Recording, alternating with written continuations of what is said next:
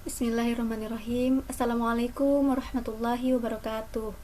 Kami dari kelompok 4 akan mempresentasikan makalah tentang kajian Kitab Kuning Sejarah Pendidikan Islam yang berjudul Masa Kedua Kehidupan Nabi, yang akan dijelaskan oleh pemateri pertama Milani Sofariah, dan pemateri kedua Rohaini, dan yang terakhir pemateri ketiga saya sendiri Yusri Zul Azizah. Semoga bermanfaat dan selamat menyaksikan. Bismillahirrahmanirrahim. Qala musannifu rahimakumullah wa nafa'ana wa nafa'ani fi ulumid daraini amin amin ya rabbal alamin. Sekarang pemateri yang pertama yaitu membahas tentang awal mula turunnya wahyu. Di sini saya akan membacakan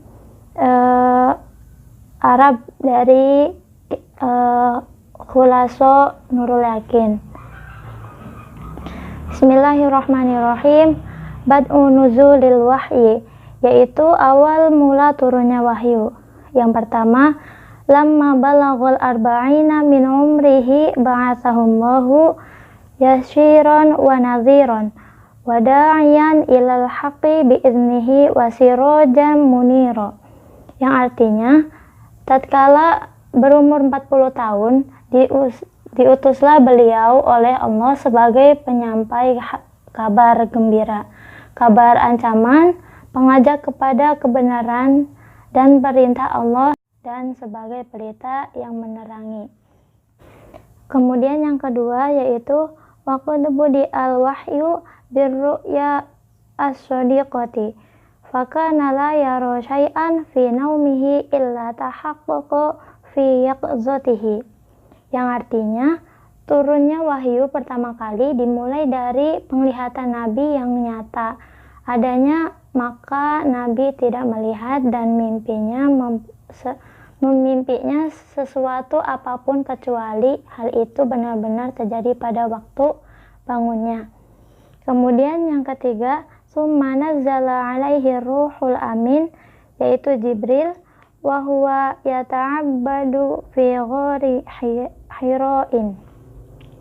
Yang artinya kemudian turunlah malaikat Jibril kepada Nabi ketika beliau sedang melakukan ibadah dalam gua Hira.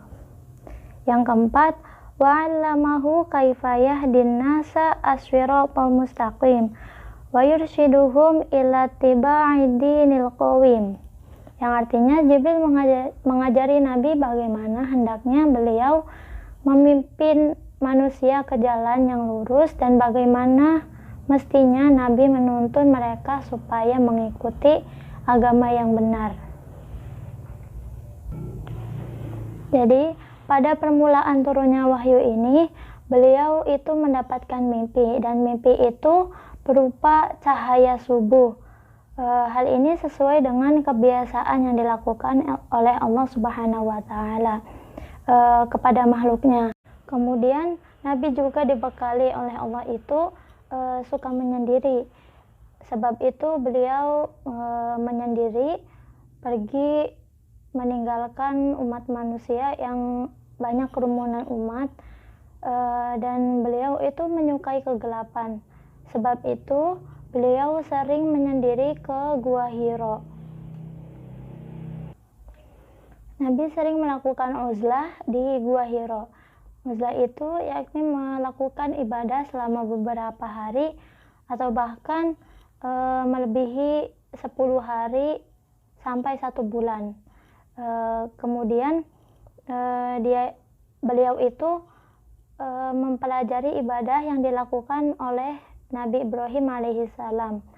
Beliau juga membawa bekal secukupnya untuk beberapa hari. Ketika bekal yang beliau bawa itu habis, beliau kembali lagi ke rumah meminta kepada Khadijah dan kembali ke Gua Hira lagi untuk menyendiri sampai wahyu itu datang.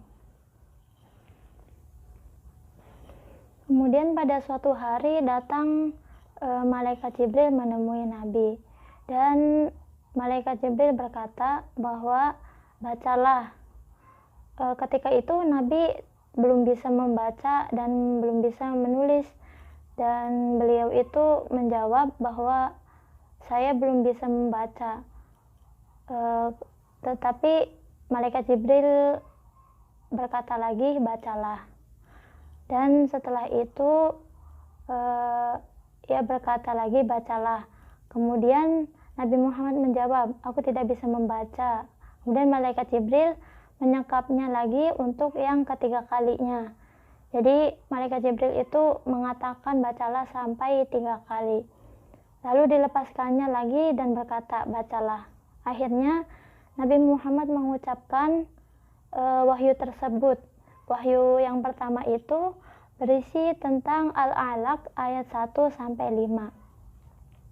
Setelah peristiwa itu, Nabi Muhammad langsung pulang dan kembali kepada Siti Khadijah.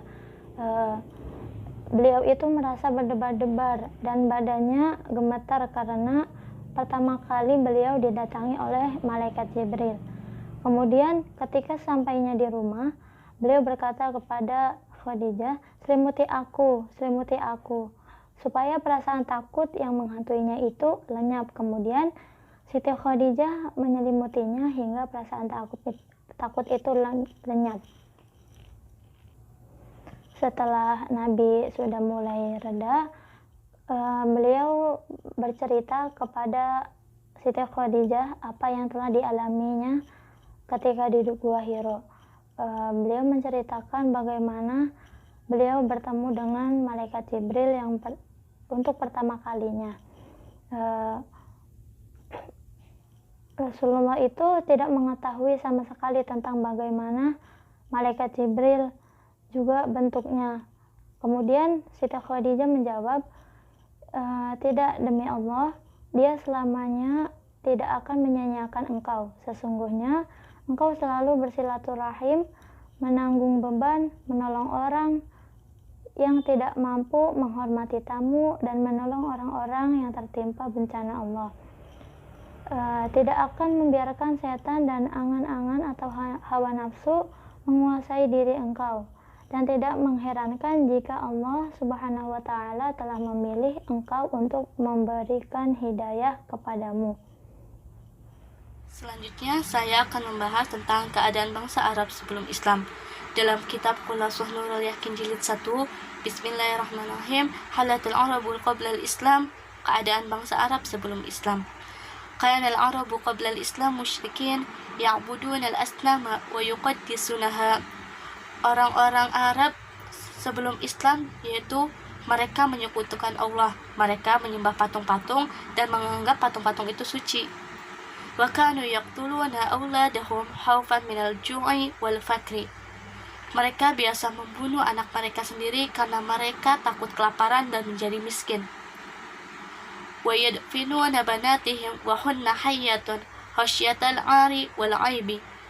Mereka mengubur anak-anak perempuan mereka hidup-hidup karena mereka malu mempunyai anak perempuan dan mereka menganggap anak perempuan sebagai suatu aib. Wa kanu mutanafirin mutasyajirin yuharibu ba'duhum ba'dun li awhal asbab.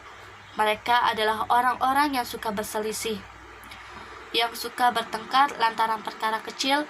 Segolongan mereka memerangi golongan mereka yang lainnya. Sebelum diturunkannya Nabi Muhammad SAW, bangsa Arab selalu bertengkar. Golongan tertentu memerangi golongan yang lainnya. Umumnya mereka adalah orang yang musyrik dan mereka membunuh anak laki-laki dan perempuan mereka. Bismillahirrahmanirrahim. Assalamualaikum warahmatullahi wabarakatuh. Sini saya Yusri Zul Azizah melanjutkan materi tentang pembahasan masa kedua Nabi Muhammad, yaitu tentang dakwah secara sembunyi-sembunyi. Dalam kitab Khulasath Nurul Yakin pada jilid 1, yang artinya tatkala turun ayat Al-Quran, wahai orang yang berselimut, bangunlah, lalu berilah peringatan dan agungkanlah Tuhanmu, dan bersihkanlah pakaianmu, dan tinggalkanlah segala perbuatan yang keji. Dan janganlah engkau Muhammad memberi dengan maksud memperoleh balasan yang lebih banyak, dan karena Tuhanmu bersabarlah. Nah, mulailah Nabi berdakwah dengan samar-samar atau secara sembunyi-sembunyi.